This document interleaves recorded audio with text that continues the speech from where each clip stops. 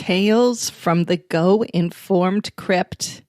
This is a very spooky episode number 55 of the Go Informed podcast.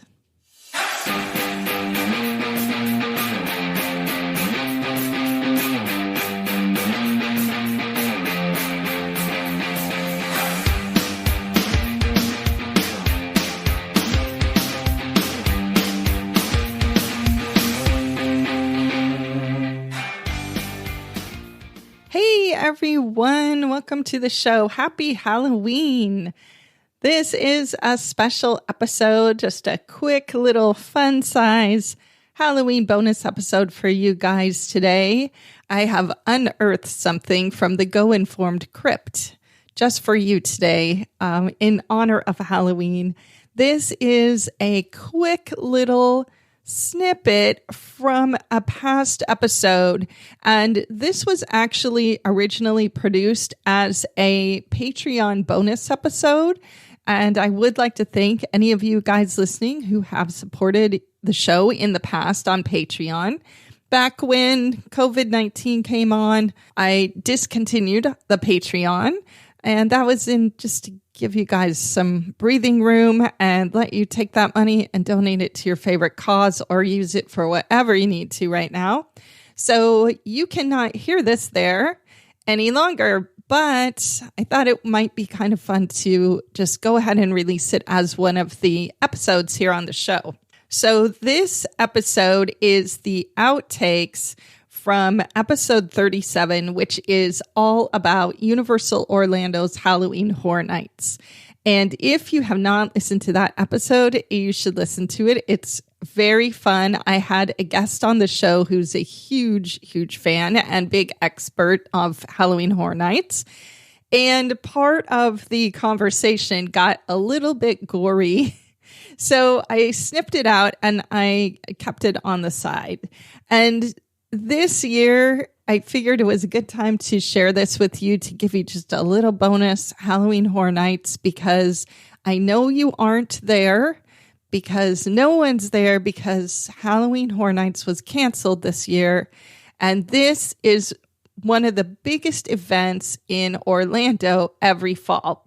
Halloween Horror Nights is something I want you guys to know about, because I hope you are thinking about travel for 2021 at this point, especially maybe the end of the year. And if you're thinking about traveling and doing a trip to Orlando in the fall of 2021 or any time in the fall, any year, Halloween Horror Nights is really something you should be aware of and consider. And it's especially important to know if it's something that's right for you, because they don't call it Horror Nights for nothing. And if you choose to listen to the rest of this episode, you will find out why. But if you listen to episode 37, you will get a little cleaned up version and a lot more information about Halloween Horror Nights and how they work. So definitely check that out. This is kind of weird because I am basically going to tell you to stop listening to this episode right now, unless you, a couple things, unless you like horror movies and you're okay with graphic and creepy and a little gory, because it is kind of all of those things. So don't listen to this if you get creeped out by descriptions of, chainsaws and chainsaw massacres and that sort of thing. This will not be for you. The other reason I would say to turn this off for the moment anyway is it would be great if you listen to the whole conversation first, which is episode 37. So I recommend listening to this after that. You'll get a little more context. And I think you might be curious to hear what I took out of that episode. So this is it. If I've scared you away, but you are still listening right this second, I do have some other suggestions that are a lot more pleasant, so shall I say. You can take this week and go back and listen to some of the audio park tours that I have in the archives. I have park tours of all the Disney World parks and the Universal, just virtual imaginary audio walking around the parks. And you can hear those in the first about 15 episodes or so of the podcast. So if you've never listened to those, that's kind of a fun way to travel to the parks, even when you can't physically get there. So that's fun. If you want to brush up on your theme park etiquette, that's episode 35, and everybody should know their etiquette before they go. And if you want some kind of first-person stories about traveling in the summertime to Universal Orlando and Disney World, I have some trip reports from a couple summers ago that are episode 31 and 32 that are from when we traveled in June. And there is a lot of insight there, you guys, not only about the weather and what we dealt with that, but also just little tips and stuff that we picked up on that trip that are kind of just a bunch of random stuff that I might not have talked about on other episodes here. So that's episode 31 and 32. So those are a few things you can do as a Halloween treat. I hope that what you hear right now is not a trick. I hope you find this to be a treat as well, and that it scares the heck out of you. And I hope you guys have a good Halloween. So here is the deleted scenes from my conversation with Michelle from the Halloween Horror Nights episode.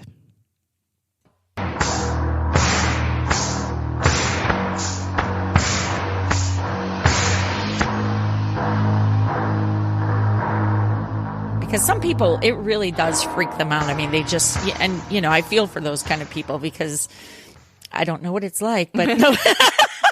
Yeah, I mean, I feel like a lot of people just listening to your description of this stuff are going to be like having nightmares.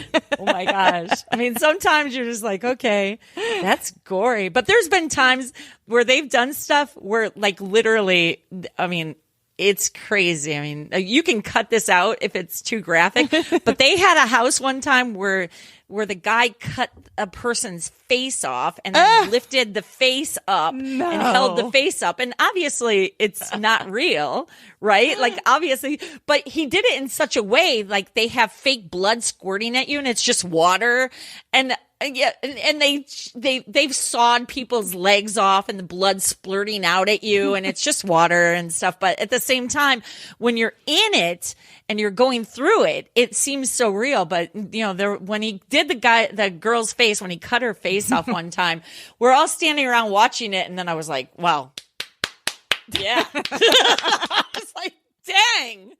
That's awesome. We're like, and the guy just took a bow and, you know, people are like, you guys are weird. You know, it's like, we're loving this. We're like, we're so loving the weird stuff that they can make you think that it's real. Like it's kind of, you know, obviously it's not real, but you know, we could make a horror movie about maybe them doing it for real or something.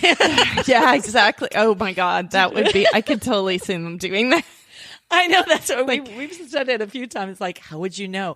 They have a gentleman who works in their cast who is a double amputee, and he's been at the Halloween Horror Nights. He's been a cast member for many, many years, and so when they had the Walking Dead, he was crawling around and they had him just like the guy in The Walking Dead, like that zombie with no legs, right?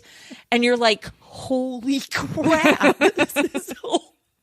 You're like, that's awesome. I don't know what, but it's like so awesome, but scary at the same time. You're like, this is so cool. But they do some messed up things, but it just depends. It just depends on where you're, you know. Yeah, but you'll see that in that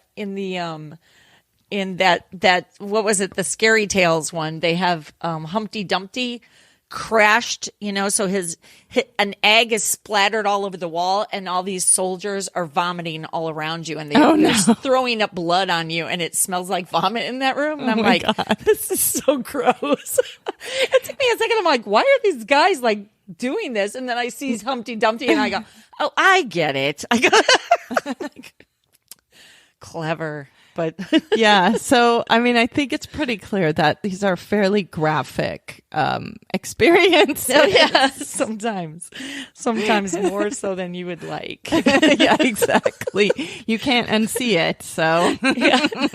Like, I really didn't think you would take it that far, but you did. Yeah, that's what it sounds like. Like, this is actually really useful, I think, for a lot of people, because either they're loving what you're saying or they're just like, oh no, this is not for me. And both cases is good, because it's much better to have that idea before you decide and buy the ticket, you know? So, oh, definitely. Because that's a lot of money to spend if it's not something for you. I would totally enjoy watching this.